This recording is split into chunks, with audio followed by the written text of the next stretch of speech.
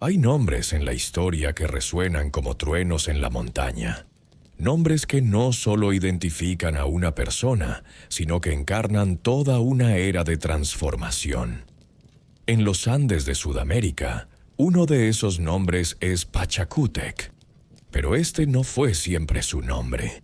El hombre que reconstruiría el mundo andino nació como Cusi Yupanqui, el príncipe feliz, un joven que nadie esperaba que cambiara el curso de la historia. La historia de Pachacútec es la historia de un imperio que surgió de las cenizas de la derrota casi segura. Es la historia de un hombre que transformó un pequeño reino en las montañas de Perú en el imperio más grande que las Américas jamás habían visto. Es la historia de visión, de coraje, de genio arquitectónico y militar. Pero sobre todo, es una historia humana, llena de ambición, conflicto familiar, triunfo contra pronósticos imposibles, y un legado que todavía podemos tocar con nuestras propias manos cuando caminamos entre las piedras de Machu Picchu o las calles de Cusco. Imagina por un momento el año 1438. El mundo está en un punto de inflexión. En Europa, Gutenberg está a punto de revolucionar el conocimiento humano con su imprenta. En Asia, la dinastía Ming está consolidando su poder en China. Y en los Andes, un joven príncipe está a punto de enfrentar el momento que definirá no solo su vida, sino el destino de millones de personas a lo largo de generaciones. Pero antes de llegar a ese momento dramático, necesitamos entender quién era realmente este hombre. Necesitamos retroceder en el tiempo, adentrarnos en las brumas de la historia andina y conocer al niño que se convertiría en el transformador del mundo. Cusi Yupanqui nació alrededor del año 1410 en la ciudad de Cusco, en el corazón de lo que hoy es Perú. Su nombre de nacimiento, Cusi Yupanqui, significaba príncipe feliz o digno de estima, un nombre que sus padres esperaban que trajera fortuna. Pero ironías del destino, este príncipe feliz no estaba destinado a heredar el trono inca. Su padre era Viracocha Inca, el octavo gobernante de lo que entonces era más un reino regional que un imperio. Viracocha había tomado su nombre del dios creador de los incas, una señal de sus propias ambiciones divinas. Su madre era Mama Runtu, una mujer de la nobleza inca cuyo nombre apenas se menciona en las crónicas, víctima del sesgo patriarcal que domina los registros históricos. Pero podemos imaginar que ella vio en su hijo algo especial, algo que otros pasarían por alto durante años. Cusi Yupanqui creció en un mundo de privilegios, pero también de incertidumbre. Cusco en aquella época era una ciudad modesta comparada con lo que sería después. Se extendía alrededor de un pantano que más tarde se convertiría en la plaza de armas, y estaba constantemente amenazada por grupos étnicos vecinos que disputaban el control de los fértiles valles andinos. Como todo hijo de la nobleza inca, Cusi Yupanqui fue educado en el Lirondosi, Yaxayhuasi, las casas del conocimiento donde se enseñaba a los jóvenes nobles todo lo que necesitaban saber para gobernar. Aquí aprendió quechua, por supuesto, pero también la historia de su pueblo transmitida oralmente, las complejidades de los quipus, esos fascinantes sistemas de cuerdas anudadas que los incas usaban para llevar registros, las matemáticas necesarias para la astronomía y la agricultura, y las artes de la guerra. Las crónicas nos dicen que desde muy joven mostró una aptitud extraordinaria para la estrategia militar. Mientras otros jóvenes nobles se perdían en los rituales y ceremonias, Cusi Yupanqui estudiaba el terreno, observaba cómo se movían las tropas, entendía la psicología del combate. Era, según las descripciones que han llegado hasta nosotros, un joven de inteligencia penetrante y valentía notable. Pero había un problema fundamental. Kusi Yupanqui no era el hijo favorito. Su padre, Viracocha Inca, había elegido como heredero a otro de sus hijos, Inca Urco, y aquí encontramos uno de esos giros del destino que hacen que la historia sea tan fascinante. Urco, según todas las crónicas que tenemos, no estaba a la altura de la tarea. Se le describe como alguien dado a los excesos, adicto al alcohol y al placer carnal, sin el temperamento ni la capacidad para gobernar. Pero era el favorito de su padre, y en el mundo inca, esto significaba todo. Imagina la frustración de Kusi Yupanqui. Aquí estaba un joven brillante, capaz, visionario, viendo cómo el trono que podría haber sido suyo iba a caer en manos de alguien claramente no preparado para él. Las crónicas nos hablan de tensiones en la corte, de facciones que se formaban alrededor de diferentes príncipes, de la nobleza inca dividida entre quienes apoyaban la elección de Viracocha y quienes secretamente creían que Kusi Yupanqui sería un líder mejor. Pero el destino, como suele hacer, estaba preparando su propia respuesta a esta situación. Para entender completamente el contexto en el que Kusi Yupanqui vivía, necesitamos comprender cómo era el mundo inca antes de su transformación. En las primeras décadas del siglo XV, los incas eran apenas uno de varios grupos étnicos que competían por el poder en los Andes centrales. Su dominio se extendía a unas 25 millas alrededor de Cusco, un área pequeña comparada con lo que vendría después. Los Andes eran un mosaico de pueblos diferentes. Estaban los ayarmacas al norte, los chancas al oeste, los collas y lupacas alrededor del lago Titicaca al sur.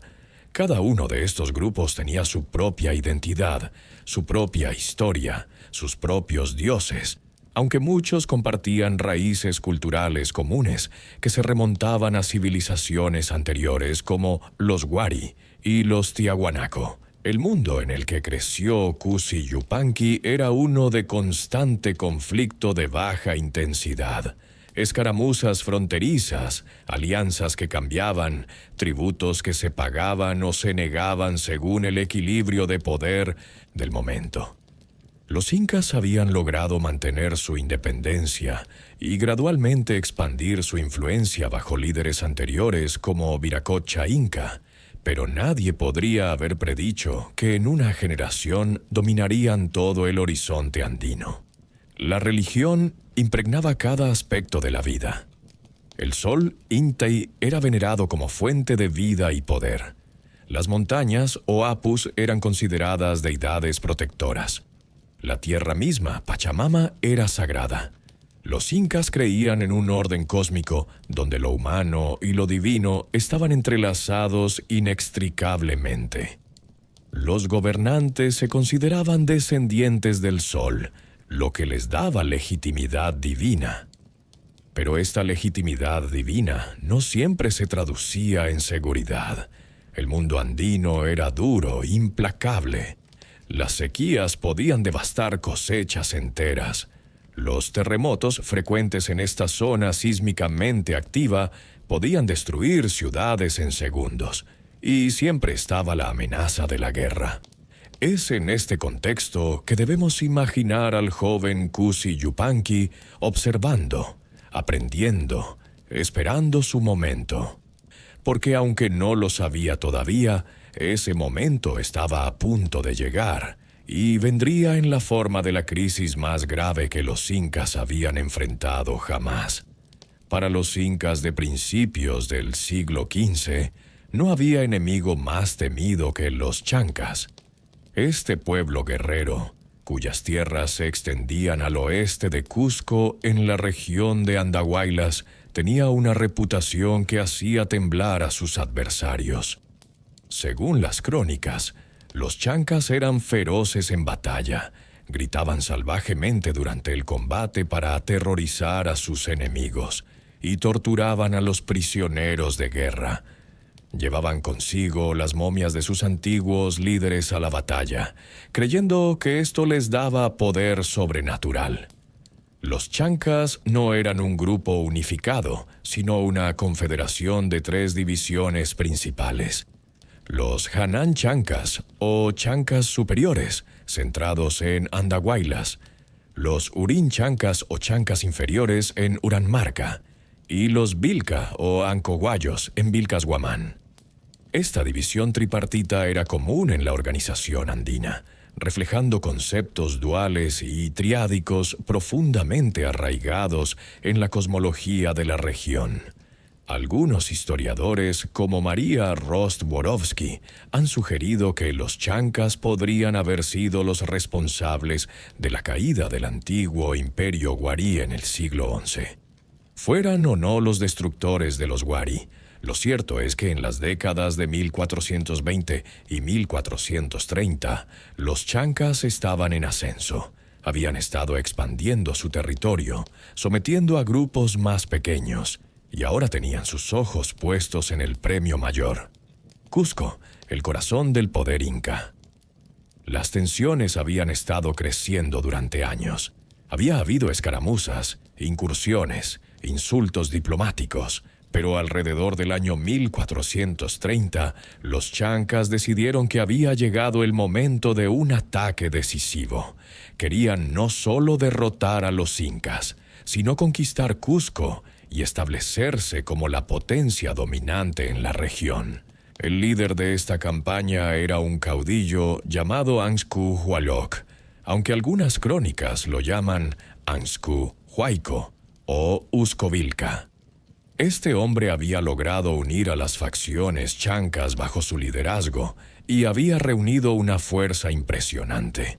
Las crónicas hablan de un ejército de 40,000 guerreros, un número que probablemente es exagerado, pero que indica la magnitud de la amenaza.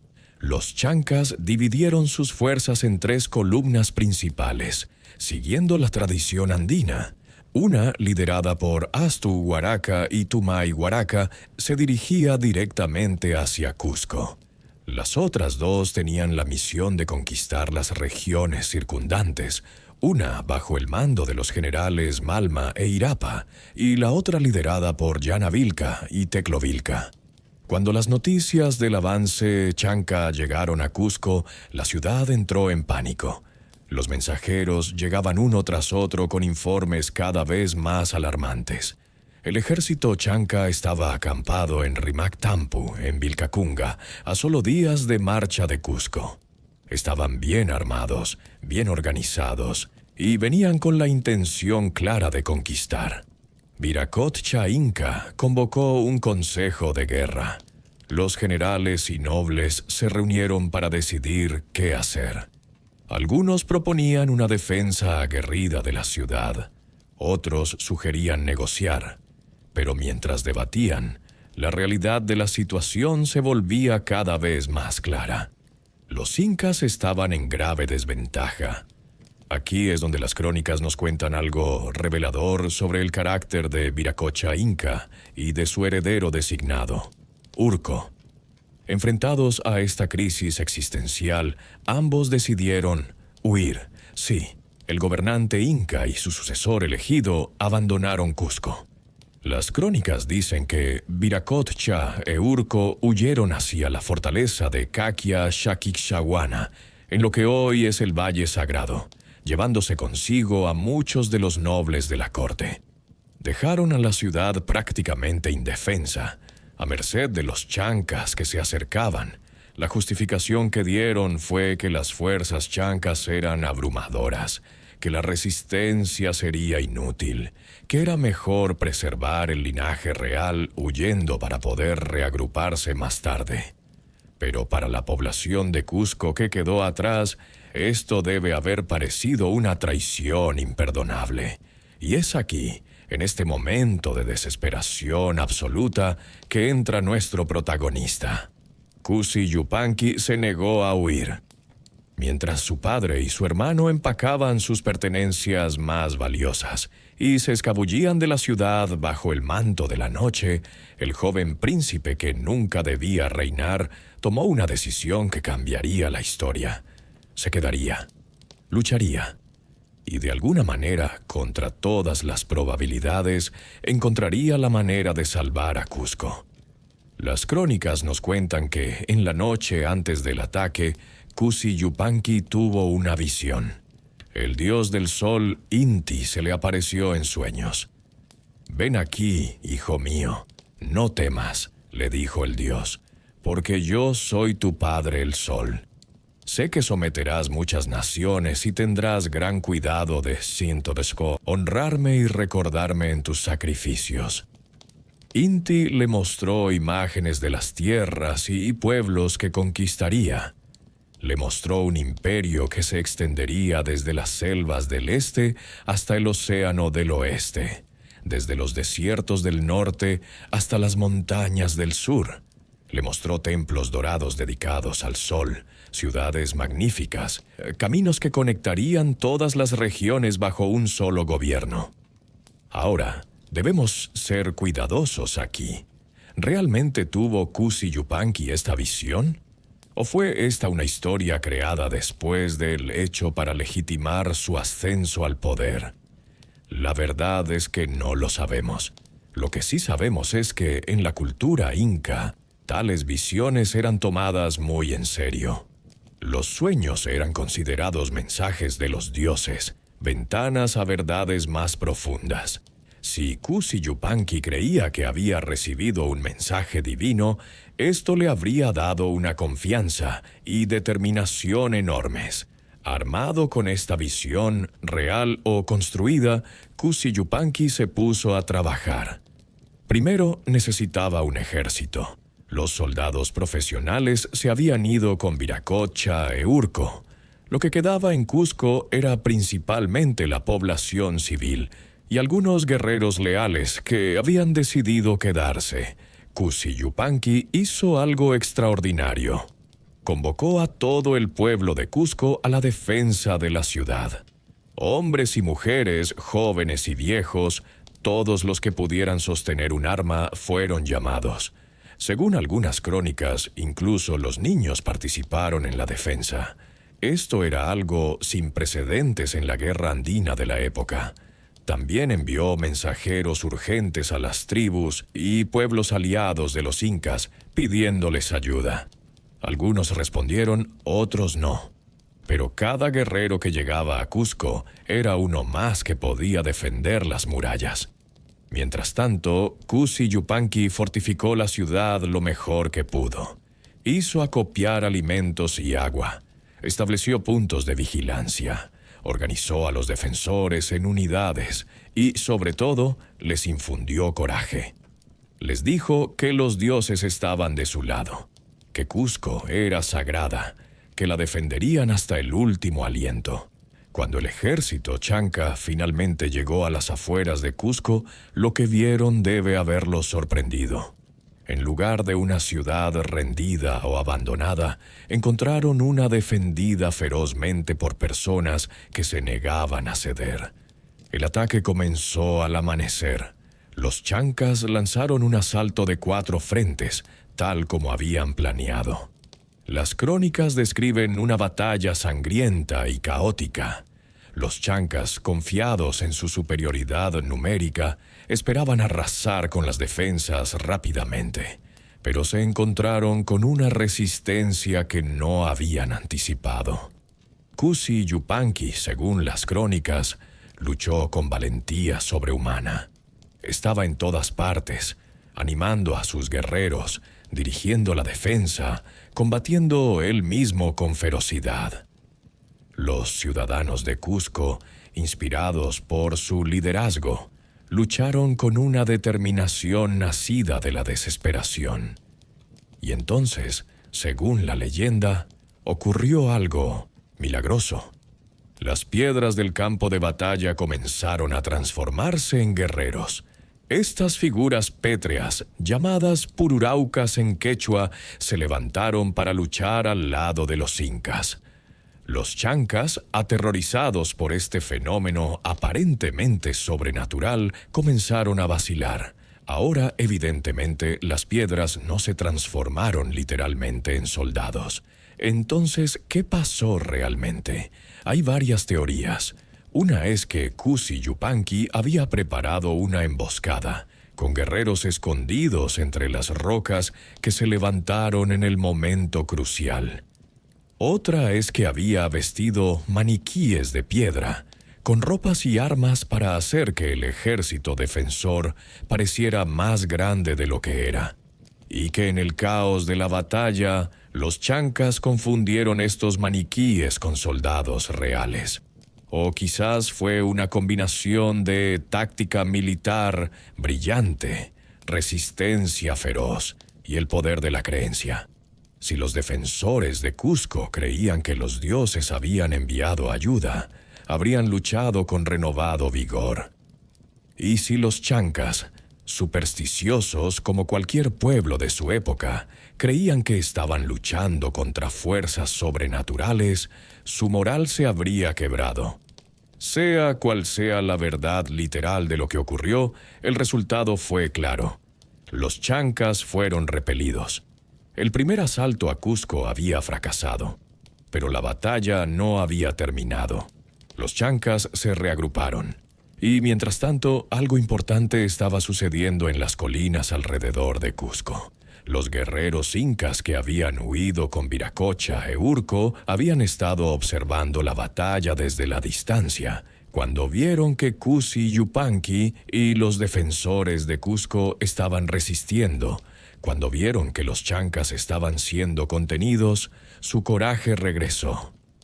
Si este joven príncipe podía defender la ciudad con civiles y un puñado de soldados, ¿qué podrían lograr con refuerzos profesionales? Comenzaron a regresar, primero en pequeños grupos, luego en números crecientes. Para cuando los chancas lanzaron su segundo ataque, Kusi Yupanqui tenía un ejército mucho más formidable. El segundo enfrentamiento fue aún más feroz que el primero. Pero esta vez, los incas tenían la ventaja psicológica. Habían probado que podían resistir. Los chancas, por su parte, habían perdido el elemento sorpresa y algo de su confianza. La batalla crucial, según las crónicas, tuvo lugar en un campo llamado Yihuar Pampa, que significa campo de sangre en quechua, y por lo que cuentan las historias, el nombre era apropiado. Kusi Yupanqui demostró ser no solo valiente, sino también un táctico brillante. Aprovechó el conocimiento del terreno. Utilizó emboscadas, dividió las fuerzas chancas y las enfrentó por separado, y en un momento crucial de la batalla logró un golpe maestro. Mató al líder chanca, Anku Huayok. La muerte de su líder devastó la moral de los chancas. Sin un comando unificado, sus fuerzas se fragmentaron. Algunos intentaron retirarse ordenadamente, otros huyeron, en pánico. Los incas los persiguieron, infligiendo bajas terribles.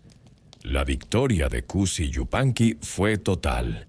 Los chancas, que habían llegado a Cusco esperando una conquista fácil, fueron destrozados. Su poder quedó quebrado para siempre. Nunca más volverían a amenazar a los incas. Después de la batalla, Kusi Yupanqui, desesperado por probarse a su padre, le ofreció todos los despojos de la victoria. Las armas capturadas, los prisioneros, los tesoros del ejército chanca, todo. Era un gesto de respeto filial y también un intento de ganar finalmente el favor de Viracocha.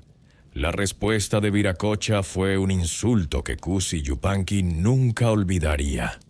El viejo inca tomó todos los despojos de la victoria y se los dio a Urco, al hijo que había huido, al heredero cobarde que había abandonado la ciudad a su suerte. Este momento debe haber sido devastador para Kusi Yupanqui. Aquí estaba, habiendo salvado literalmente el reino inca de la destrucción, y su padre todavía favorecía a su hermano inútil. Pero los nobles incas y el pueblo de Cusco tenían otras ideas. Habían visto quién los había salvado. Sabían quién merecía gobernarlos. Y en los días y semanas que siguieron a la victoria, algo comenzó a cambiar en Cusco. Las crónicas mencionan que los chancas intentaron reagruparse para un segundo ataque. Habían huido a un lugar llamado Ichupampa, donde reunieron los restos de sus fuerzas. Cuando Cusi Yupanqui se enteró de esto, no esperó. Llevó su ejército, ahora enormemente confiado por su victoria, y atacó a los chancas en su refugio. Esta segunda batalla fue, si es posible, aún más decisiva que la primera. Los chancas fueron aniquilados como fuerza militar significativa. Su confederación se desintegró. Los sobrevivientes fueron absorbidos en el emergente imperio inca. Después de esta victoria, el destino de Cusi Yupanqui estaba sellado. La nobleza inca exigió que fuera reconocido como el verdadero líder. Viracocha, reconociendo la realidad del poder, o quizás simplemente avergonzado por su propia cobardía, finalmente abdicó. Según algunas crónicas, murió poco después en su retiro, de tristeza, según se dice, aunque es más probable que simplemente reconociera a Cusi Yupanqui como su sucesor legítimo. En cuanto a Urco, su destino fue oscuro. Algunas crónicas dicen que fue ejecutado por orden de Cusi Yupanqui. Otras dicen que murió en una escaramuza menor poco después. De cualquier manera, dejó de ser un factor en la política inca. Y así, alrededor del año 1438, Cusi Yupanqui fue coronado como el 9º Sapa Inca, el gobernante supremo de Cusco. Pero no mantuvo su nombre de nacimiento. En un acto cargado de significado, tomó un nuevo nombre, Pachacútec. En quechua, Pachacútec significa el que transforma el mundo, o el que le da vuelta al tiempo y al espacio. Era un nombre que encarnaba no solo lo que había logrado, sino lo que planeaba hacer. Porque para Pachacútec, la victoria sobre los chancas no era el final de algo. Era apenas el comienzo. El concepto de Pachacuti en la cosmología inca se refería a una transformación cósmica, un momento en que el orden del mundo se invierte y se renueva. Eventos de este tipo se creía que ocurrían periódicamente a través de la historia. Al tomar este nombre, Pachacútec estaba declarando que su reinado sería uno de esos momentos de transformación fundamental.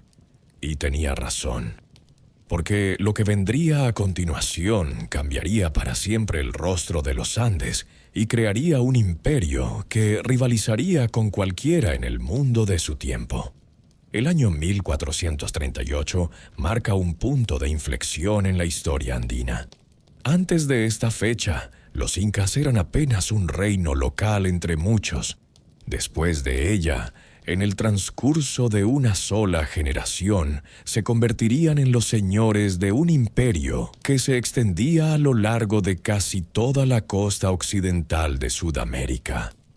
Esta transformación asombrosa fue obra de un hombre, Pachacútec. Pero aquí necesitamos hacer una distinción importante. Cuando hablamos de las conquistas de Pachacútec, estamos hablando de un proceso que involucró tanto a él personalmente como a su hijo, Tupac Inca Yupanqui, quien tomaría el mando militar de muchas campañas mientras Pachacútec se concentraba en la administración del imperio emergente. Padre e hijo trabajaron en tándem, creando lo que los historiadores a veces llaman el tándem conquistador, más efectivo de la historia precolombina. La estrategia de expansión de Pachacútec era sofisticada y multifacética. No se basaba únicamente en la fuerza militar, aunque los incas ciertamente tenían un ejército formidable. En cambio, Pachacútec empleaba una combinación de diplomacia, intimidación, generosidad calculada y, solo cuando era necesario, conquista militar. El proceso típicamente funcionaba así. Pachacútec enviaba espías a las regiones que quería incorporar a su imperio. Estos espías recopilaban información sobre la organización política, el poderío militar, la riqueza de la región. Luego, Pachacútec enviaba emisarios a los líderes locales, ofreciéndoles una propuesta que podría llamarse una oferta que no podían rechazar. Les decía que podían unirse pacíficamente al Tahuantinsuyo, el reino de las 4 regiones, como los incas llamaban a su imperio. Si aceptaban, mantendrían sus posiciones de liderazgo local, recibirían regalos suntuosos, textiles finos, cerámica de calidad, objetos de oro y plata. Sus hijos serían llevados a Cusco para educarse en la corte inca, aprendiendo las costumbres incas, pero también sirviendo como rehenes para asegurar la lealtad de sus padres. A cambio, debían reconocer la supremacía del Sapa Inca, contribuir con trabajadores para el sistema de Mita, permitir la construcción de centros administrativos incas en su territorio y adoptar el culto al sol como religión estatal, aunque se les permitía mantener sus propios dioses locales. La mayoría aceptaba. Las recompensas por cooperar eran sustanciales, y la alternativa era clara. Si rechazaban la oferta, enfrentarían la conquista militar. Esta estrategia era brillante por varias razones. Primero, minimizaba el costo de la expansión. La guerra es cara en términos de vidas, recursos y tiempo. Por cada región que Pachacútec podía incorporar pacíficamente, ahorraba esos costos. Segundo, creaba lealtad. Un pueblo conquistado podría resentir a sus conquistadores, pero un pueblo que había elegido unirse al imperio, incluso si era una elección bajo amenaza, era más probable que permaneciera leal. Tercero, preservaba las estructuras de poder local, lo que facilitaba la administración. Pero cuando la diplomacia fallaba, Pachacútec no dudaba en usar la fuerza. Sus primeras conquistas después de derrotar a los chancas se dirigieron hacia el sur. La región alrededor del Valle de Cusco fue consolidada bajo control directo inca. Los pueblos vecinos que habían sido rivales o enemigos fueron sometidos uno por uno. Luego vino una campaña crucial, la conquista de la cuenca del lago Titicaca. Esta región, habitada por los poderosos pueblos Coya y Lupaca, era estratégicamente vital. El lago Titicaca no solo era la fuente de importantes recursos, sino que también tenía un significado religioso profundo para las culturas andinas. Según la mitología inca, el propio Manco Cápac, el fundador legendario de la dinastía inca, había emergido de las aguas del Titicaca. La campaña contra los Coyas fue particularmente desafiante. Los Coyas tenían un ejército formidable y resistieron ferozmente. Las crónicas mencionan que la batalla crucial duró todo un día entero. En un momento en que la victoria parecía incierta, Pachacútec supuestamente pronunció una de sus frases más famosas, gritando a sus tropas: «¡Oh, incas de Cusco! Para esto os criasteis en la ciudad dorada, mostrad lo que valéis».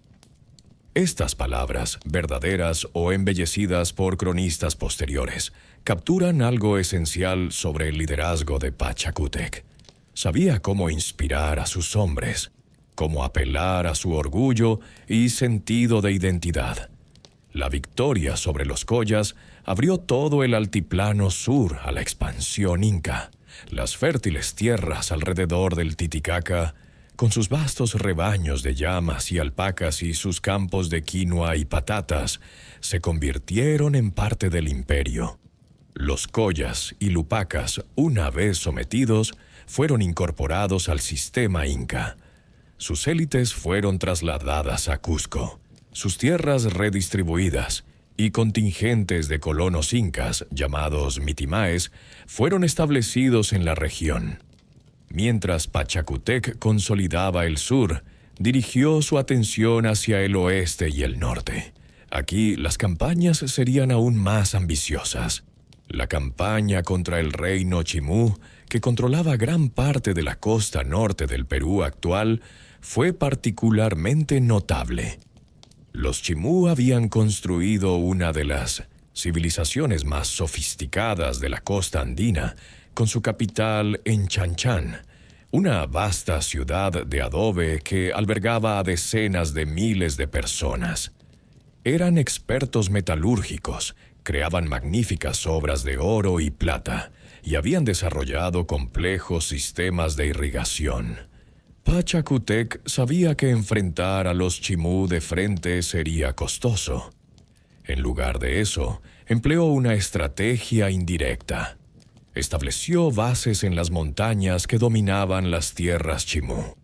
Luego, en un movimiento que mostraba su comprensión de cómo funcionaban las sociedades complejas, ordenó a sus generales que cortaran los canales de irrigación que traían agua desde el río Moche a Chanchan.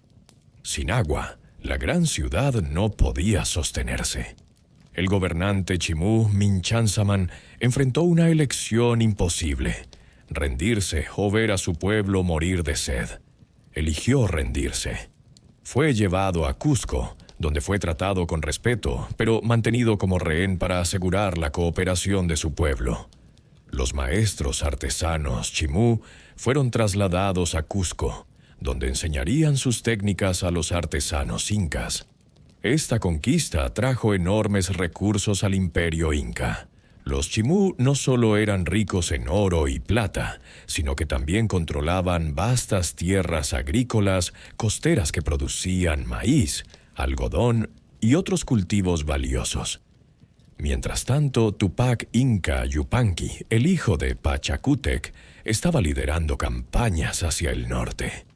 Conquistó a los chachapoyas en las montañas del norte del Perú, un pueblo que vivía en fortalezas de piedra en algunos de los terrenos más difíciles de los Andes.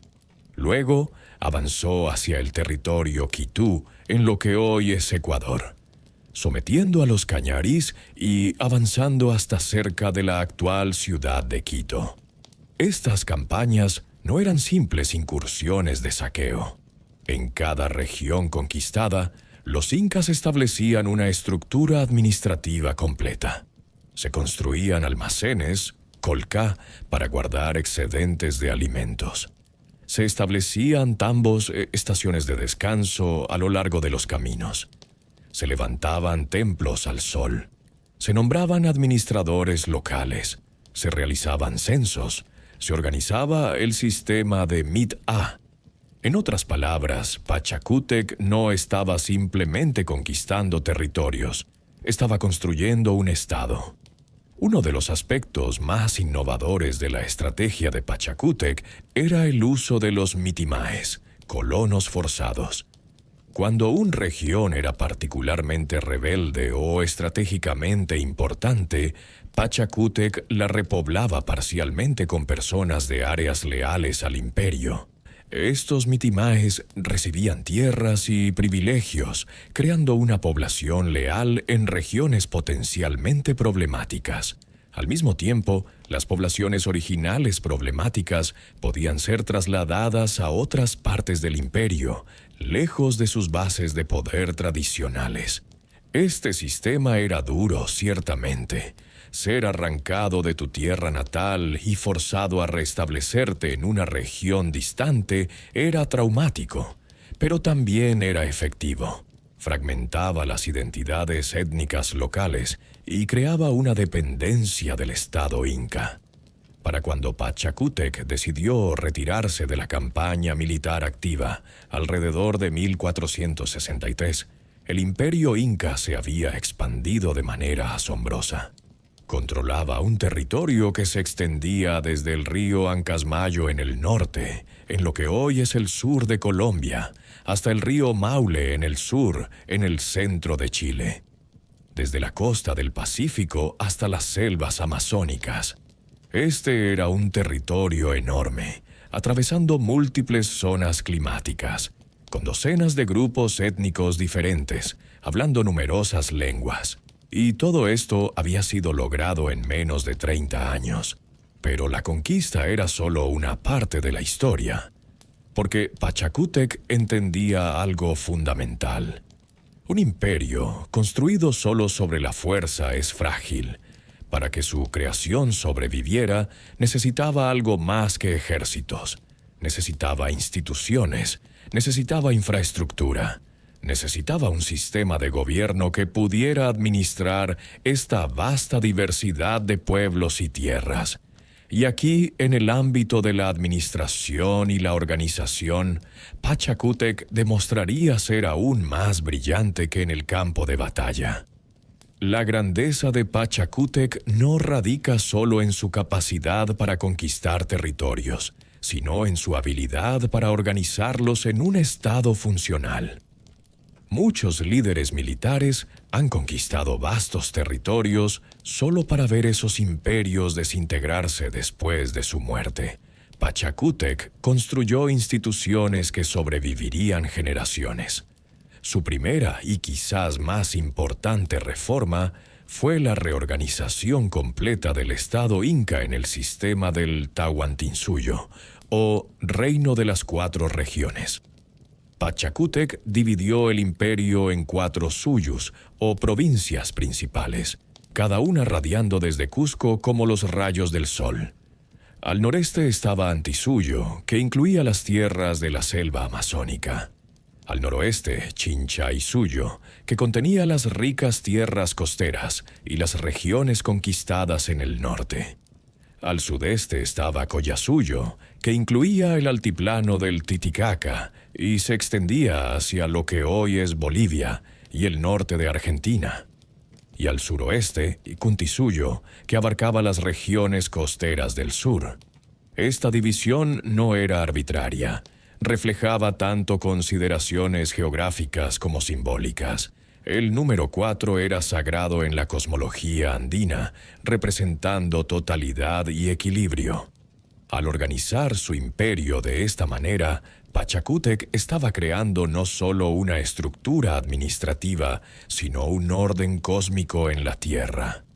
Cada suyu estaba gobernado por un apo, un noble de alto rango usualmente proveniente de la familia real inca. Estos apos tenían autoridad sobre sus regiones, pero respondían directamente al Sapa Inca. Debajo de ellos había una jerarquía de funcionarios, gobernadores de provincias más pequeñas, administradores de distritos y, finalmente, los curacas locales, los líderes tradicionales de los pueblos conquistados que habían mantenido sus posiciones. Esta estructura jerárquica permitía que las órdenes fluyeran desde Cusco hasta los rincones más remotos del imperio y que el tributo y la información fluyeran de vuelta. Pero Pachacútec fue más allá. Estableció un sistema de inspectores imperiales llamados Tocoiricoc, los que lo ven todo, cuyo trabajo era viajar por el imperio monitoreando a los funcionarios locales, asegurándose de que no abusaran de su poder y que permanecieran leales al Sapa Inca. Quizás la innovación más importante de Pachacútec fue la sistematización del mitá, el sistema de tributo laboral que se convertiría en el motor del Estado Inca. El mitá no era un invento de Pachacútec. Las culturas andinas habían usado formas de trabajo comunal durante siglos, pero Pachacútec lo transformó en un sistema estatal integral. Bajo su reinado, todo ciudadano capaz del imperio debía al Estado un cierto número de días de trabajo cada año. Este trabajo podía tomar muchas formas. Podía ser construcción, edificando caminos, puentes, templos, fortalezas, terrazas agrícolas. Podía ser servicio militar, sirviendo en el ejército inca durante una campaña. Podía ser trabajo en los campos estatales, cultivando maíz y patatas que luego se almacenaban en los colca estatales. Podía hacer tejer textiles finos para la nobleza inca. Podía hacer servir como chasqui, mensajero corriendo por los caminos del imperio llevando mensajes y paquetes pequeños. El sistema de Mita era, en muchos sentidos, el equivalente inca de los impuestos. Pero a diferencia de un sistema de impuestos monetarios, el Mita creaba una obligación de servicio directo al Estado. Esto tenía ventajas y desventajas. Por un lado, permitía al Estado inca movilizar enormes cantidades de mano de obra para proyectos masivos. La construcción de Sacsayhuaman, por ejemplo, requirió el trabajo de más de 20,000 personas durante décadas. Sin el Mita, tal proyecto habría sido imposible. Por otro lado, el Mita era a menudo una carga pesada para las comunidades locales. Tener que enviar a una porción significativa de tu fuerza laboral a trabajar en proyectos estatales durante meses al año podía ser devastador para la producción agrícola local. Pachacútec era consciente de este problema y estableció un sistema de reciprocidad para aliviarlo.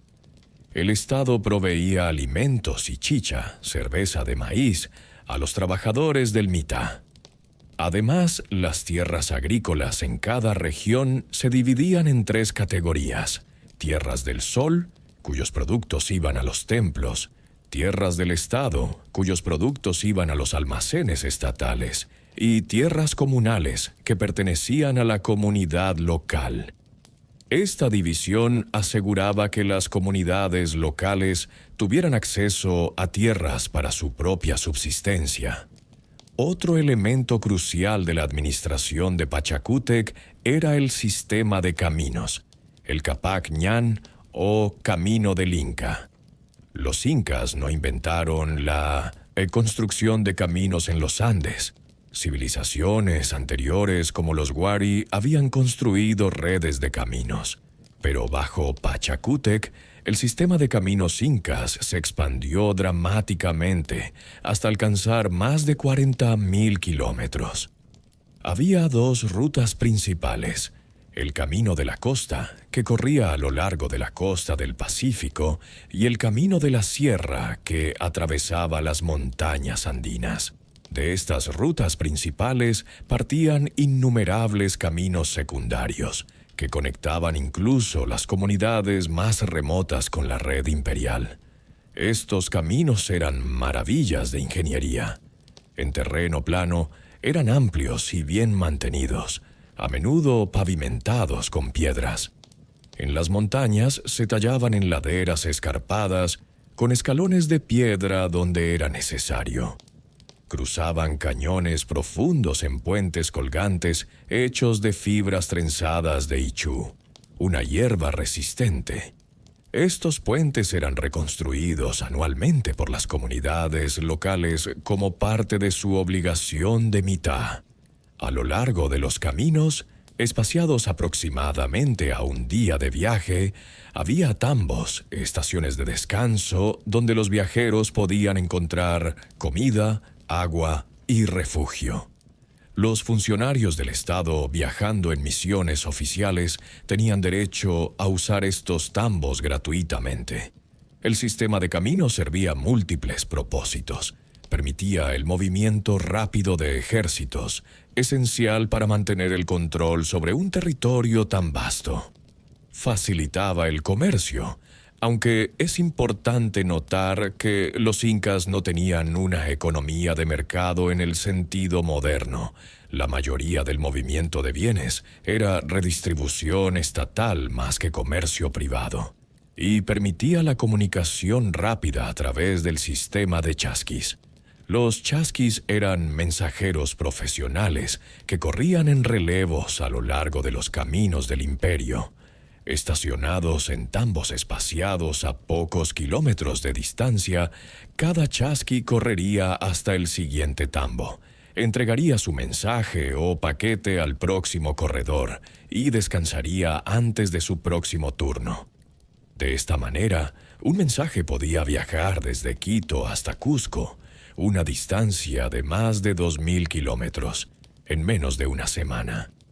Este sistema de comunicación rápida era vital para gobernar un imperio donde el gobernante en Cusco necesitaba estar informado de lo que sucedía en provincias a miles de kilómetros de distancia. Permitía a Pachacútec responder rápidamente a rebeliones, desastres naturales o amenazas externas. Los chasquis no solo llevaban mensajes verbales, sino también quipus, esos fascinantes dispositivos de cuerdas anudadas que los incas usaban para llevar registros. El quipu era, en esencia, un sistema de contabilidad tridimensional. Consistía en una cuerda principal, de la cual colgaban numerosas cuerdas más pequeñas. En estas cuerdas se hacían nudos en diferentes posiciones y de diferentes tipos. Mediante un sistema decimal, los nudos podían representar números, permitiendo a los contadores incas llevar registros detallados de inventarios, censos, tributos y más. Algunos investigadores creen que los quipus también podían codificar información narrativa, funcionando como una forma de escritura. Esto sigue siendo controversial, pero lo que es indiscutible es que los quipus eran herramientas poderosas para la administración imperial. Permitían a Pachacútec saber exactamente cuántos habitantes tenía cada provincia, cuánto maíz había en cada almacén estatal, cuántos trabajadores de Mita estaban disponibles. Los quipucamayocs, los especialistas en quipus, eran funcionarios importantes en la jerarquía administrativa inca. Recibían educación especial y a menudo venían de linajes hereditarios de contadores. Toda esta infraestructura administrativa permitía a Pachacútec implementar políticas a escala imperial. Una de las más importantes era la imposición del quechua como lengua franca del imperio. Pachacútec decretó que todo ciudadano del Tahuantinsuyo debía aprender quechua. Aquellos que lo hablaban fluentemente recibían el estatus de ciudadanía plena, con el derecho a ocupar posiciones en el gobierno y la administración. Esto no significaba que las lenguas locales fueran prohibidas. La gente seguía hablando aymara, puquina, mochica y docenas de otras lenguas en sus comunidades. Pero el quechua se convirtió en el idioma de la administración, el comercio y la interacción con el Estado. Esta política lingüística tuvo profundos efectos a largo plazo. Ayudó a crear una identidad común entre pueblos diversos, facilitó la comunicación en todo el imperio y aseguró que el quechua sobreviviera hasta el día de hoy como una de las lenguas indígenas más habladas de las Américas. Pachacútec también estableció una moneda de cuenta estandarizada basada en el tupu, una medida de tierra suficiente para sostener a una familia. Aunque los incas no usaban dinero en el sentido de monedas o billetes, el tupu permitía evaluaciones estandarizadas de riqueza y tributo. Toda esta maquinaria administrativa requería una burocracia extensa.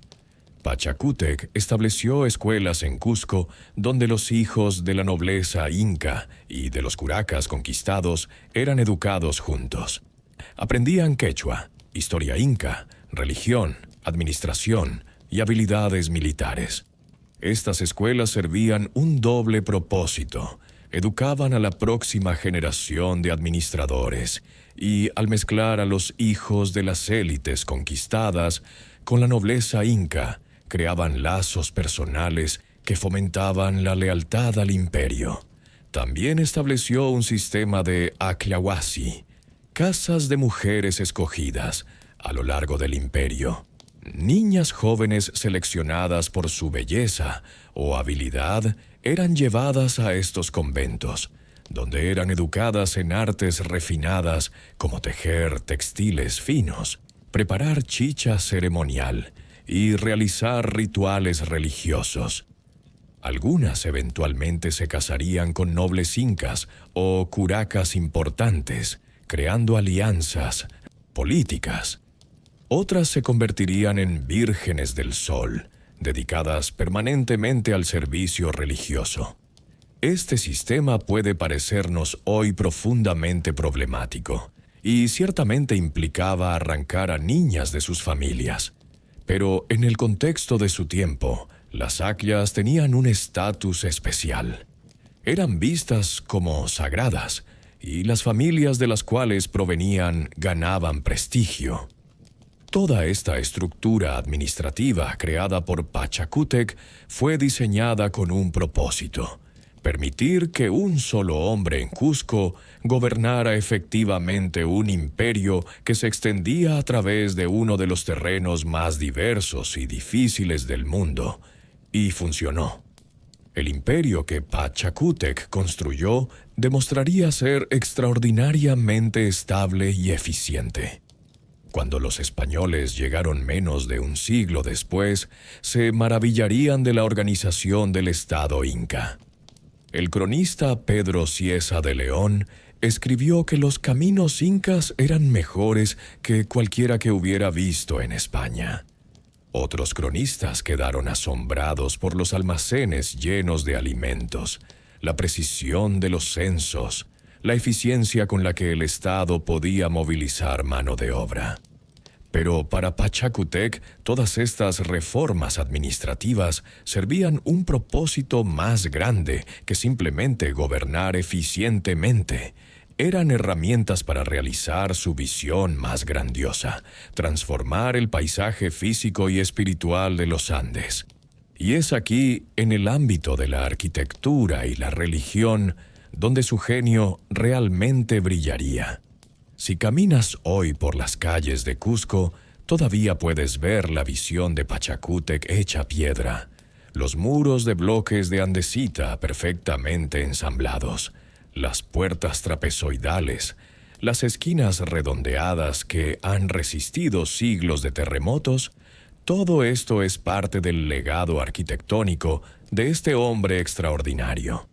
Pero la arquitectura de Pachacútec era más que solo construcción. Era teología materializada. Era política en piedra. Era una declaración de quiénes eran los incas y cuál era su lugar en el cosmos. Comencemos con Cusco misma. Cuando Pachacútec asumió el poder, Cusco era una ciudad modesta, construida alrededor de un pantano. Pachacútec la transformaría en una de las ciudades más impresionantes de las Américas precolombinas. Primero drenó el pantano en el centro de la ciudad. Este se convertiría en la Huacaipata, la gran plaza ceremonial que hoy conocemos como la Plaza de Armas.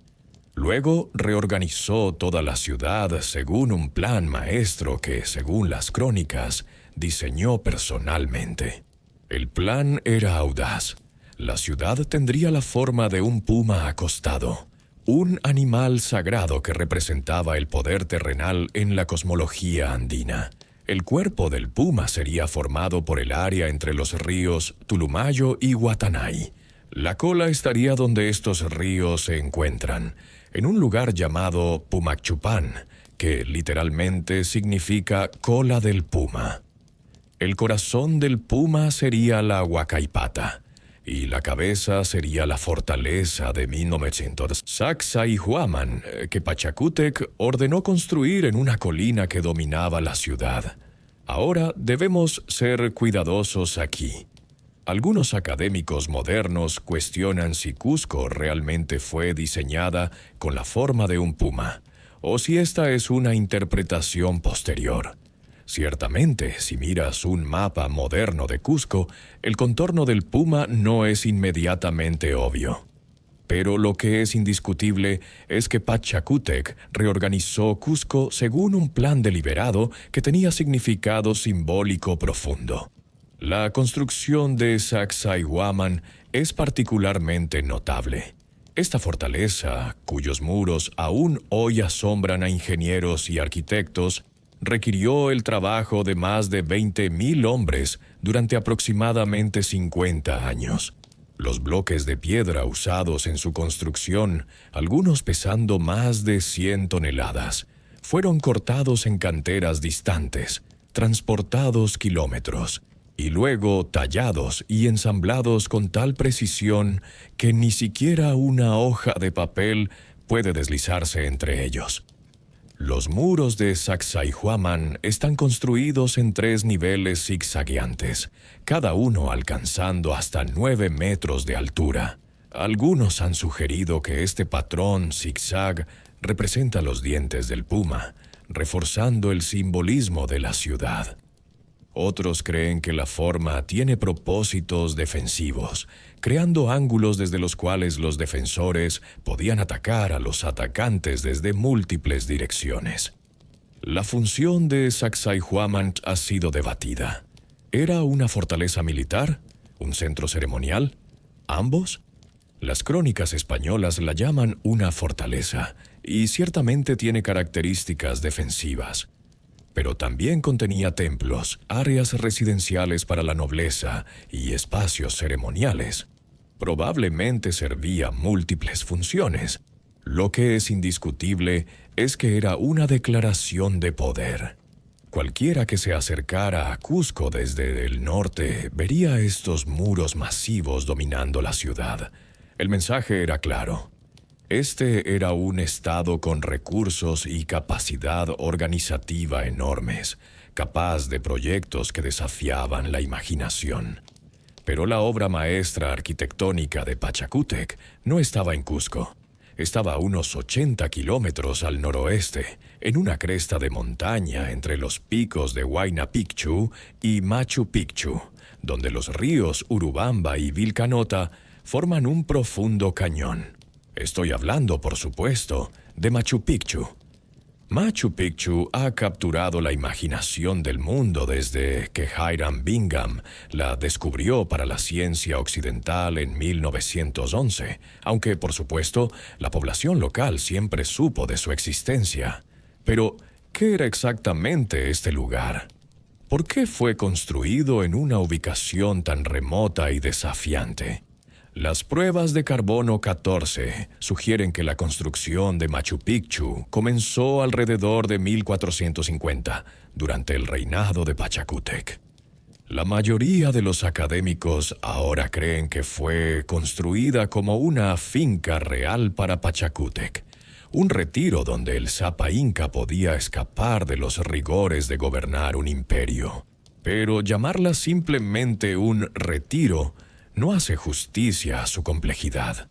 Machu Picchu era una ciudad en miniatura, con áreas residenciales para la élite, viviendas para sirvientes y trabajadores, templos, observatorios astronómicos, terrazas agrícolas y un complejo sistema de fuentes y canales de agua. La ubicación fue elegida cuidadosamente. La cresta proporcionaba vistas espectaculares de las montañas circundantes, muchas de las cuales eran consideradas apus, deidades protectoras. El sitio estaba alineado con eventos astronómicos importantes.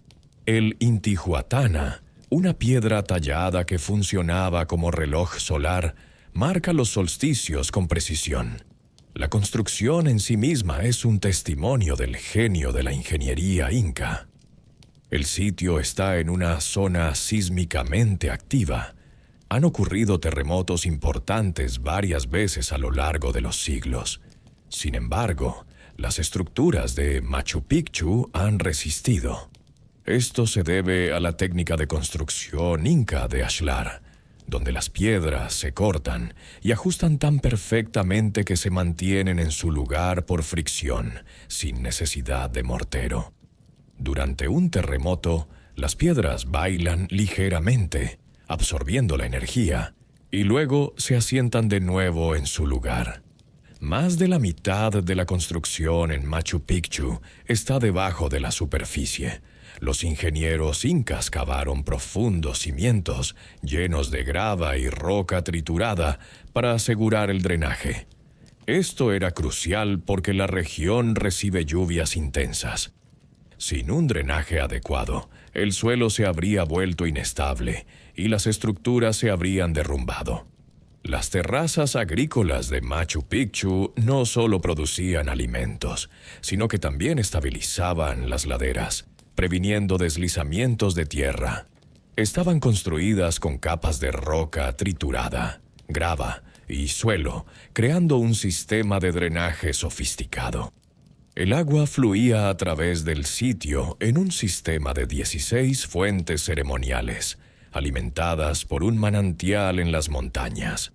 El agua era sagrada para los incas, y su manejo cuidadoso en Machu Picchu refleja tanto necesidades prácticas como creencias religiosas. Los edificios en Machu Picchu varían en calidad de construcción. Las estructuras asociadas con funciones religiosas o de élite muestran la mampostería más fina, con piedras pulidas encajando perfectamente. Las áreas de vivienda común usan piedras sin pulir unidas con mortero de barro. Uno de los edificios más impresionantes es el Templo del Sol, una estructura semicircular construida alrededor de una roca natural. Las ventanas del templo están alineadas para capturar la luz del sol durante el solsticio de invierno. Debajo del templo hay una cueva que algunos creen era una tumba real, quizás para el propio Pachacútec. Otro edificio notable es el Templo de las Tres Ventanas, cuyas 3 grandes ventanas trapezoidales dan a la plaza principal.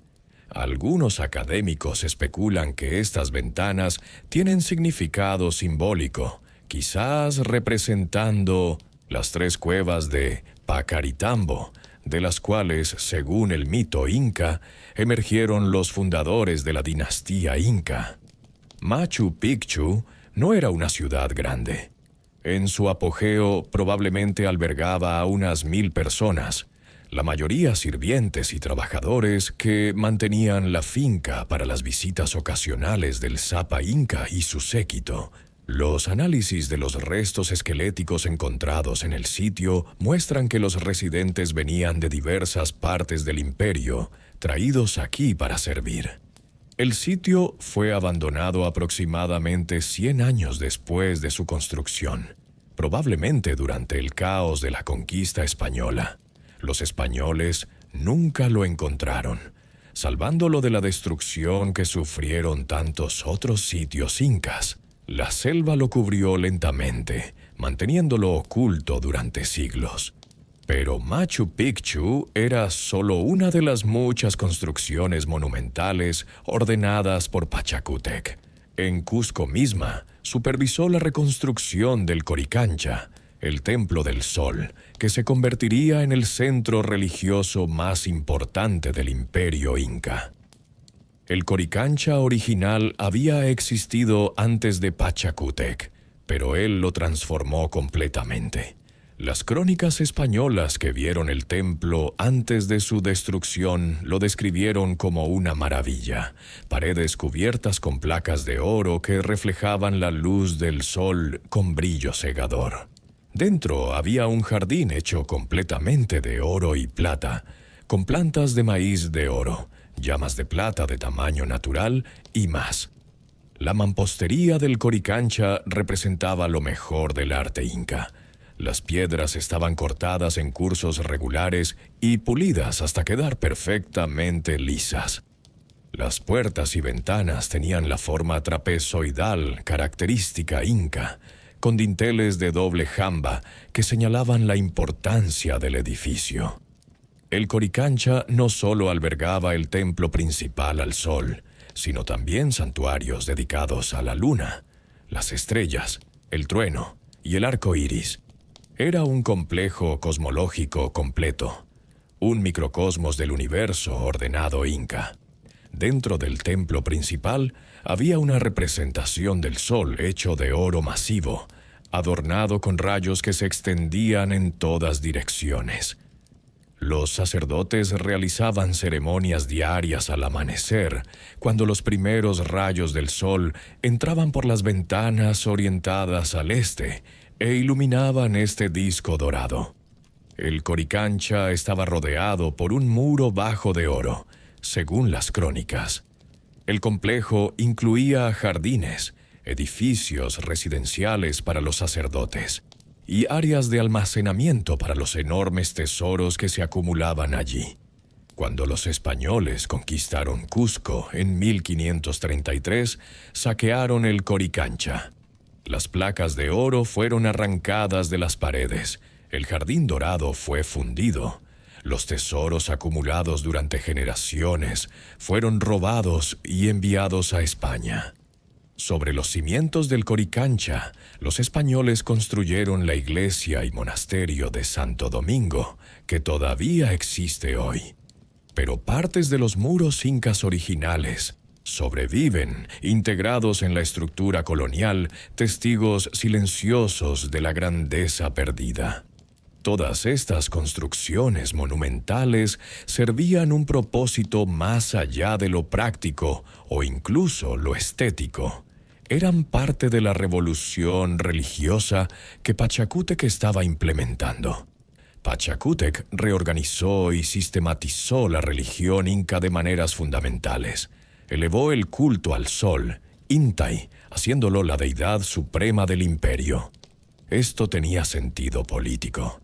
El Sapa Inca afirmaba ser descendiente directo del sol, por lo que elevar el culto solar reforzaba la legitimidad divina del gobernante.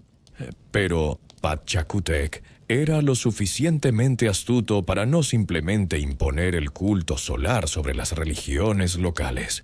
En cambio, practicaba lo que podríamos llamar un politeísmo inclusivo. Los pueblos conquistados podían mantener sus propios dioses locales, pero estos debían ser subordinados a Inti y al panteón inca oficial. Los templos al sol fueron construidos en todo el imperio. Sacerdotes fueron entrenados y enviados a administrarlos. Se establecieron calendarios ceremoniales. Y Pachacútec instituyó una de las celebraciones más importantes del calendario inca, el Inti Raymi, la fiesta del sol. El Inti Raymi se celebraba en el solsticio de invierno del hemisferio sur, el 24 de junio, el día más corto del año. Era una celebración del renacimiento del sol, una súplica para que volviera y trajera consigo días más largos y cálidos necesarios para las cosechas. Las crónicas describen el Inti Raymi como un evento espectacular que duraba varios días. Miles de personas convergían en Cusco desde todas las partes del imperio. Había procesiones, danzas, música. El Sapa Inca, vestido con sus mejores galas, presidía desde la Huacaipata. Se sacrificaban cientos de llamas, se hacían ofrendas de maíz, coca y objetos preciosos. Los sacerdotes encendían un fuego nuevo usando espejos de metal pulido para enfocar los rayos del sol, simbolizando el renacimiento solar. El Inti Raymi no solo era una celebración religiosa, sino también una demostración de poder político. Los sapos de las 4 regiones del imperio asistían, trayendo tributos. Los ejércitos incas desfilaban en toda su gloria. Era una oportunidad para que el Sapa Inca mostrara el alcance de su poder a todos los súbditos reunidos. Esta fusión de religión, política y espectáculo público era característica del genio de Pachacútec. Entendía que gobernar un imperio requería algo más que fuerza militar o burocracia eficiente. Requería capturar los corazones y las mentes de las personas, darles algo en lo que creer, una visión de orden cósmico en la cual el imperio inca era central. Las reformas arquitectónicas y religiosas de Pachacútec transformaron no solo el paisaje físico de los Andes, sino también el paisaje mental. Crearon una identidad inca compartida que trascendía las identidades étnicas locales. Cuando un campesino coya miraba a Machu Picchu o participaba en el Inti Raymi, se sentía parte de algo más grande que su comunidad local. Se sentía parte del Tahuantinsuyo, del reino de las 4 regiones, del imperio del sol. Esta era la visión de Pachacútec hecha realidad. Un mundo ordenado, unificado bajo el sol, con Cusco en su centro y el Sapa Inca como intermediario entre lo humano y lo divino. Pero toda visión humana, no importa cuán grandiosa, eventualmente debe enfrentar la mortalidad. Alrededor del año 1471, después de más de 3 décadas de gobierno transformador, Pachacútec enfermó. Las crónicas no especifican la naturaleza de su enfermedad, simplemente dicen que fue una enfermedad terminal. Dado que tenía aproximadamente 60 años en ese momento, una edad avanzada para la época, es posible que haya sido simplemente las enfermedades de la vejez. Pero incluso enfermo, Pachacútec se aseguró de que su legado continuaría. Años antes había nombrado cogobernante a su hijo Tupac Inca Yupanqui. Esto no fue su primera elección. Originalmente había elegido a su hijo mayor, Amaru Yupanqui, como heredero. Pero Amaru, según las crónicas, carecía del temperamento guerrero necesario para un Sapa Inca. Era un hombre pacífico, más interesado en asuntos religiosos que militares. Pachacútec, siempre el pragmático, cambió su elección. Tupac había demostrado ser un comandante militar brillante, liderando muchas de las campañas de expansión del imperio, mientras su padre se concentraba en la administración. Era la elección obvia. Esta decisión causó tensiones en la familia real. Amaru se sintió desplazado, y algunos cronistas sugieren que hubo intrigas en la corte. Pero la voluntad de Pachacútec prevaleció. Tupac fue reconocido como el heredero legítimo. Cuando Pachacútec finalmente murió en 1471, el imperio entró en duelo.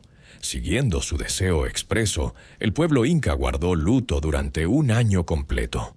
Esta era una demostración extraordinaria del estatus del Sapa Inca.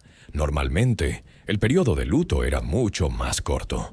Después del año de luto, se llevó a cabo una celebración de un mes de duración en honor a Pachacútec. Sus pertenencias personales fueron paseadas por las esquinas del imperio. Se organizó una batalla simulada en Cusco, recreando sus grandes victorias. 2000 llamas fueron sacrificadas. Otras 1000 fueron sacrificadas en provincias distantes. Y de manera más inquietante para las sensibilidades modernas, niños fueron sacrificados en todos los lugares que Pachacútec había visitado durante su vida. Estos sacrificios infantiles, llamados capacocha, eran una práctica inca en ocasiones de gran importancia. Los niños, usualmente seleccionados por su belleza y pureza, eran considerados mensajeros a los dioses. En la creencia inca no morían realmente, sino que ascendían a un estado superior. Sus familias recibían gran honor. Esto es, por supuesto, profundamente perturbador desde una perspectiva moderna. Pero es importante entender estas prácticas en su contexto cultural sin excusarlas. La muerte en la cultura inca no tenía el mismo significado que en la nuestra. Estaba entrelazada con la vida de maneras que apenas podemos comprender. Los muertos, particularmente los gobernantes muertos, continuaban siendo parte activa de la sociedad. Y esto nos lleva a uno de los aspectos más fascinantes de la muerte de Pachacútec, su momificación. El cuerpo de Pachacútec fue cuidadosamente preservado mediante técnicas de momificación que los incas habían perfeccionado durante siglos. Fue vestido con sus mejores galas, adornado con oro y plata, y se le colocó una máscara dorada. Su cabello y uñas fueron incorporados en una estatua sagrada de él. El cuerpo momificado, o malqui, fue transportado en una litera ceremonial a la Huacaipata, donde recibió honores. Luego fue llevado al templo de Tococache, en lo que hoy es el barrio de San Blas en Cusco, que Pachacútec mismo había ordenado construir como templo al dios del trueno, Illapa. Pero la muerte no significaba el fin de la influencia de Pachacútec. En la cultura inca, los gobernantes muertos continuaban viviendo de cierta manera. Las momias de los zapas incas eran mantenidas en palacios especiales, atendidas por sirvientes dedicados. Eran sacadas regularmente para participar en ceremonias. Se les daba comida y chicha. Se consultaban en asuntos importantes del Estado. Esta veneración de los ancestros momificados tenía profundas implicaciones políticas. Cada zapa inca formaba una panaca, un linaje real que consistía en todos sus descendientes, excepto su sucesor directo. Esta panaca mantenía el control de las propiedades y tesoros del gobernante muerto, administrándolas en nombre del malqui. Esto creaba una situación peculiar. Cada nuevo zapa inca heredaba el poder, pero no la riqueza de su predecesor. Si quería ser rico y poderoso, tenía que conquistar nuevos territorios y acumular su propia riqueza. Esto era, en cierto sentido, un motor de expansión incorporado en el sistema inca. El malqui de Pachacútec probablemente fue mantenido en Tococache durante décadas, venerado y consultado. Pero su destino final es un misterio que ha obsesionado a los historiadores durante siglos. En 1559, casi 90 años después de la muerte de Pachacútec, el magistrado español Polo de Ondegardo encontró varias momias de gobernantes incas que habían sido escondidas por los fieles incas después de la conquista. Entre ellas se creía que estaba la momia de Pachacútec, junto con las de su padre Viracocha Inca y su nieto Huayna Cápac. Según las descripciones de quienes vieron estas momias, estaban extraordinariamente bien preservadas. El cronista José de Acosta escribió sobre una que posiblemente era Pachacútec.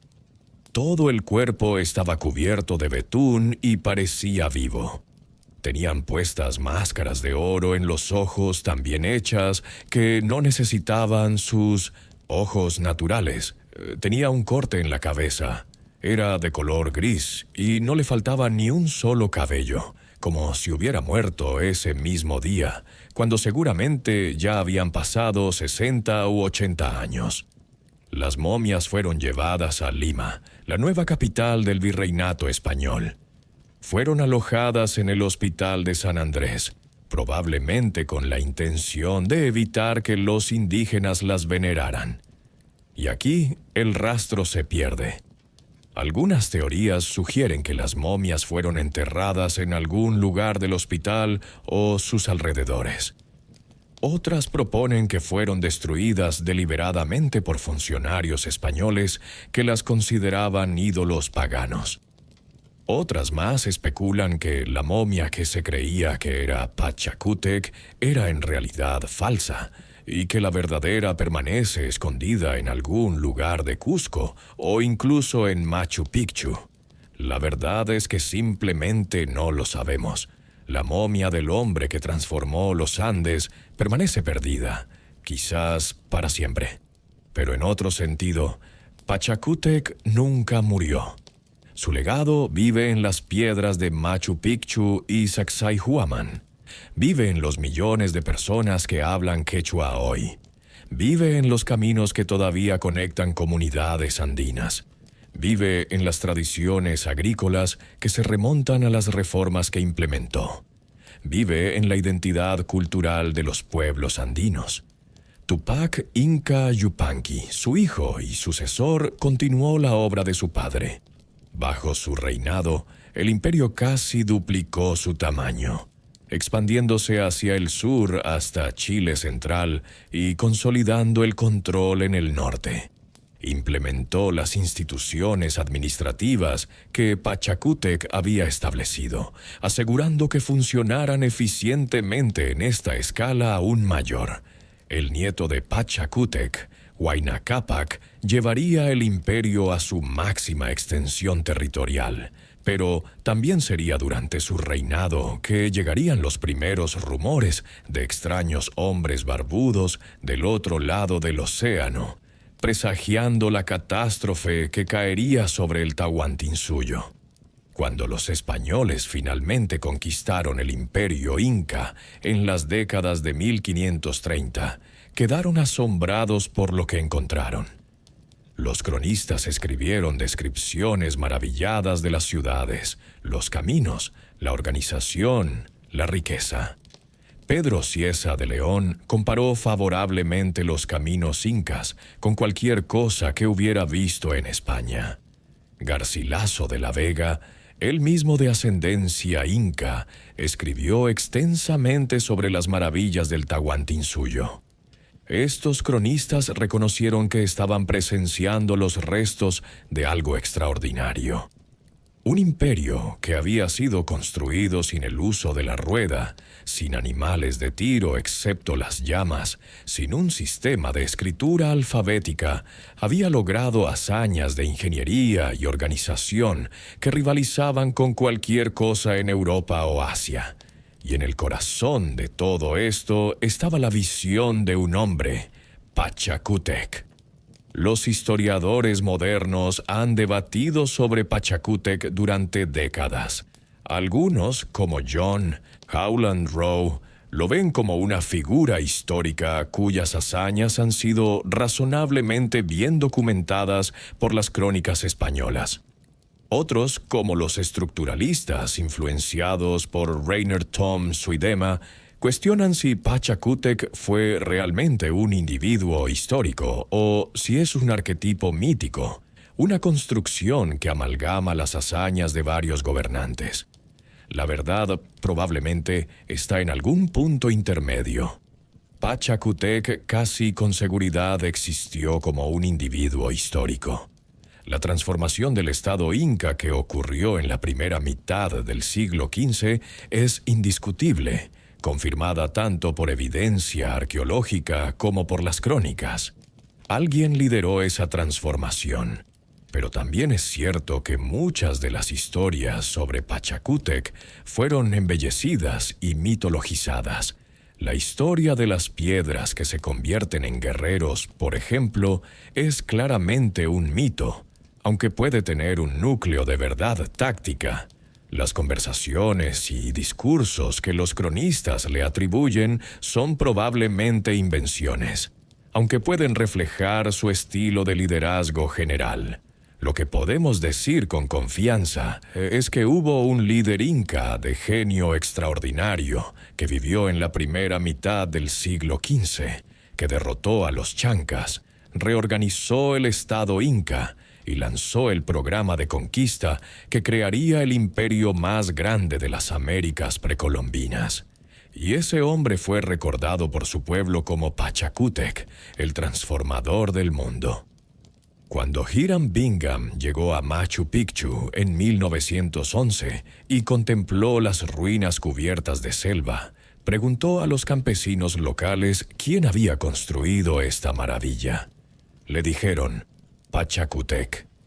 Más de 400 años después de su construcción, más de 300 años después de la caída del Imperio Inca, el nombre todavía era recordado. Hoy, una estatua de Pachacútec se alza en la Plaza de Armas de Cusco, en el mismo lugar donde una vez se realizó el Inti Raymi. Los turistas toman fotos con ella sin saber realmente quién era este hombre. Pero los cusqueños saben. Para ellos, Pachacútec no es solo historia antigua, es parte de su identidad viva. Cada 24 de junio, el Inti Raymi es recreado en Sacsayhuamán. Miles de personas se reúnen para presenciar una representación teatral de las antiguas ceremonias. Actores vestidos con trajes tradicionales recrean los rituales, las procesiones, los sacrificios, simbólicos ahora, por supuesto. Es el segundo festival más grande de Sudamérica, atrayendo visitantes de todo el mundo. Esta celebración moderna es, en cierto sentido, un tributo a Pachacútec, porque fue él quien instituyó el Inti Raymi original. Fue él quien construyó Sacsayhuamán. Fue él quien creó la identidad cultural que todavía resuena en los Andes hoy. Los pueblos indígenas de Perú, Ecuador, Bolivia y más allá todavía se identifican como herederos del Tahuantinsuyo. El quechua, la lengua que Pachacútec ayudó a difundir, es hablado por millones. Las técnicas agrícolas que su gobierno perfeccionó todavía son usadas. Los caminos que ordenó construir, muchos de ellos todavía son transitados. En 2014, partes del Chapac Ñan fueron declaradas Patrimonio Mundial de la UNESCO. Es un reconocimiento de que estos caminos no son solo reliquias históricas, sino elementos vivos de la cultura andina. Machu Picchu, por supuesto, es uno de los sitios turísticos más visitados del mundo. Cientos de miles de personas cada año hacen la peregrinación a esta ciudad en las nubes. Cuando caminan entre las ruinas, cuando tocan las piedras perfectamente cortadas, cuando contemplan las montañas que rodean el sitio, están tocando el legado tangible de Pachacútec. Y quizás lo más importante, la visión de Pachacútec de un estado organizado, eficiente, capaz de grandes proyectos, ha influenciado el pensamiento político andino hasta el día de hoy. Los movimientos indígenas en los Andes a menudo miran hacia atrás al Tahuantinsuyo como un modelo de cómo una sociedad debería organizarse. Un estado que cuidaba de su pueblo, que valoraba la reciprocidad sobre la acumulación, que integraba espiritualidad y vida práctica. Por supuesto, debemos ser cuidadosos de no romantizar demasiado el imperio inca. Era un estado autoritario que conquistaba y sometía pueblos. El sistema de Mita podía ser opresivo. Los sacrificios humanos, aunque raros, ocurrían. Las rebeliones eran suprimidas brutalmente. Pero también es cierto que el Tahuantinsuyo logró cosas notables. En una era sin dinero, sin escritura, sin las tecnologías que asociamos con civilizaciones avanzadas, los incas construyeron un estado funcional que alimentaba a su pueblo, conectaba regiones diversas, creaba obras de arte y arquitectura de belleza impresionante y mantenía orden en un territorio vasto. Y todo esto comenzó con un joven príncipe que se negó a huir cuando los enemigos amenazaban su ciudad. Un hombre que vio en la crisis una oportunidad. Un visionario que miró las montañas andinas y vio no solo piedra y nieve, sino el contorno de un imperio. Pachacútec, el transformador del mundo. Si miras los Andes hoy, si caminas por las calles empedradas de Cusco, si escalas a Machu Picchu al amanecer y ves los primeros rayos del sol iluminar las ruinas, puedes sentir el eco de su visión. Las piedras recuerdan. Las montañas recuerdan. Y mientras haya personas en los Andes que hablen quechua, que cultiven terrazas antiguas, que celebren el solsticio de invierno con ofrendas al sol, el espíritu de Pachacútec perdurará. Porque algunos nombres no son solo nombres, son invocaciones, son portales a otros mundos. Y Pachacútec es uno de esos nombres que, cuando se pronuncia, evoca no solo a un hombre, sino a toda una era de transformación, de ambición titánica, de visión que se extendía desde los valles profundos hasta los picos nevados, desde el pasado mítico hasta un futuro que todavía no hemos dejado de vivir.